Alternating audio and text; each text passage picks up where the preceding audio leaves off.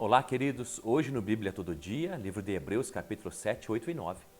Quero chamar a tua atenção. A primeira coisa que você deve fazer é ler as passagens, os capítulos do dia. Depois você assiste o vídeo e se ainda você tiver alguma dúvida, algum comentário, escreve aqui embaixo. No capítulo número 7, eu quero chamar a atenção de uma coisa muito importante, ali o verso 17. Você já passou por esse tipo de versículo e talvez você tenha perguntado o que significa isso. Diz ali, tu és sacerdote para sempre, segundo a ordem de Melquisedeque. Está falando sobre Cristo, fazendo paralelo acerca de um homem que viveu no Antigo Testamento. Mas qual então é a semelhança entre Cristo e esse homem Melquisedeque? Porque o tempo todo segundo a ordem de Melquisedeque.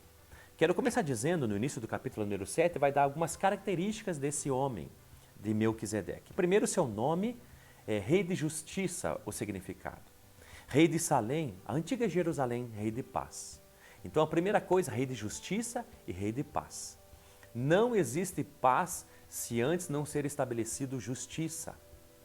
É por isso que Jesus Cristo pode nos dar paz, seja no nosso coração, na nossa casa, no nosso casamento, num país, porque antes ele estabeleceu justiça, morrendo por nós na cruz do Calvário, aplacando a ira de Deus e fazendo expiação pelos nossos pecados para todo sempre. Redenção eterna, salvação eterna para mim e para você. Se você está à busca de paz no seu coração, no seu casamento, primeiro estabeleça a justiça. Primeiro viva de forma justa. Segunda coisa muito importante sobre Melquisedeque, diz ali no verso número 3, ele era sem princípio de dias e nem fim de vida. O que significa isso? Que ele não teve início nem fim? Claro que teve, mas o Antigo Testamento não se preocupa em dizer sua genealogia, seus ancestrais, quem era seu pai. Nem se preocupa em dizer como que ele morreu, com quantos anos tinha. Da mesma forma é um paralelo com Cristo Jesus. Jesus Cristo é o alfa e o ômega, o princípio e o fim.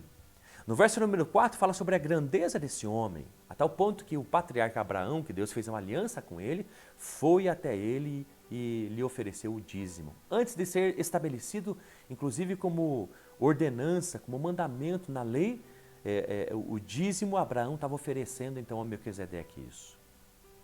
Por quê? Por causa da sua superioridade. No verso número 7, no verso número 6 diz que Melquisedeque, ele não pertencia à linhagem de Levi. Você sabe que Levi nasceu séculos depois, na época de Moisés. Essa época aqui de Melquisedeque era a época do contemporâneo Abraão. Moisés ainda não tinha nem nascido. E já existia esse sacerdócio de Melquisedeque.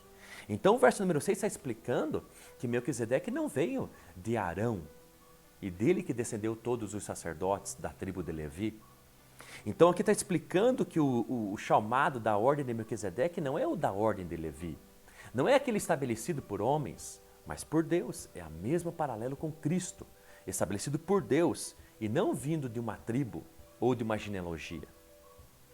O verso número 7 diz, sem dúvida alguma, o inferior é abençoado pelo superior, dizendo sobre a superioridade de Melquisedeque em relação a Abraão. E Jesus Cristo é superior a todo e qualquer homem e anjos, porque ele é Deus. No verso número 18 do capítulo número 7 vai falar uma coisa interessante. A ordenança anterior é revogada, porque era fraca e inútil. Então falando sobre aquilo que havia sido estabelecido no Antigo Testamento através da lei, que ela era fraca e inútil. Mas por que que Hebreus está falando que a lei no Antigo Testamento era fraca e inútil? Diversos aspectos. Um deles é o que diz ali explicando o verso número 19. Pois a lei não havia aperfeiçoado coisa alguma. A lei, o sacrifício era feito. As pessoas vinham e sacrificavam. Havia expiação sim dos pecados, mas as pessoas iam embora sem uma transformação interior. Sem uma transformação na mente, na forma de pensar, na consciência, sem aperfeiçoamento de cada um que vinha oferecer sacrifício.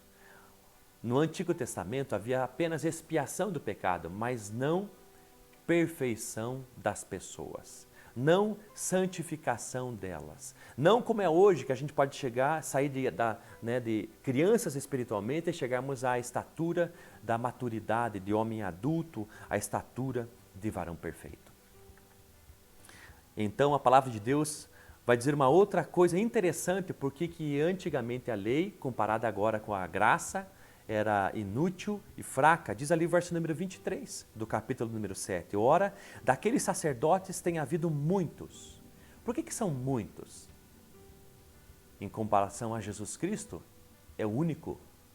Porque antigamente muitos sacerdotes, muitos sumos sacerdotes, e hoje nós temos um só, que é o Deus Filho, nosso único sumo sacerdote perfeito. Por quê? Porque a morte os impede de continuar em seu trabalho, em seu ofício. Por causa do pecado do homem, que eram antes os sumos sacerdotes e sacerdotes, eles morriam. Diferente de Cristo. Por isso que a comparação da nova aliança e da antiga aliança, a nova é superior. Por isso que comparado ao sacerdócio que Cristo exerce hoje para conosco em relação aos sacerdotes do Antigo Testamento, é infinitamente superior ao de Cristo. Porque o de Cristo é perfeito. No capítulo número 8, então, vai falar sobre aliança. Isso é muito maravilhoso. Diz ali o capítulo 8, verso número 1.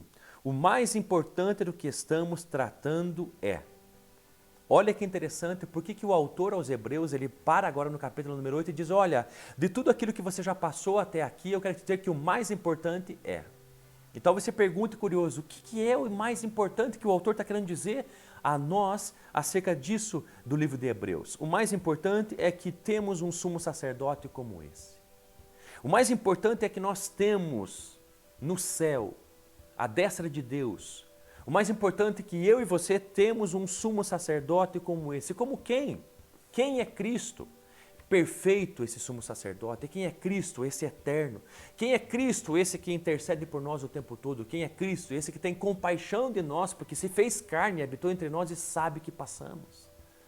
Então o mais importante de tudo isso até aqui é isso. É que nós temos um sumo sacerdote, o qual se assentou à direita do trono da majestade nos céus. Olha que interessante.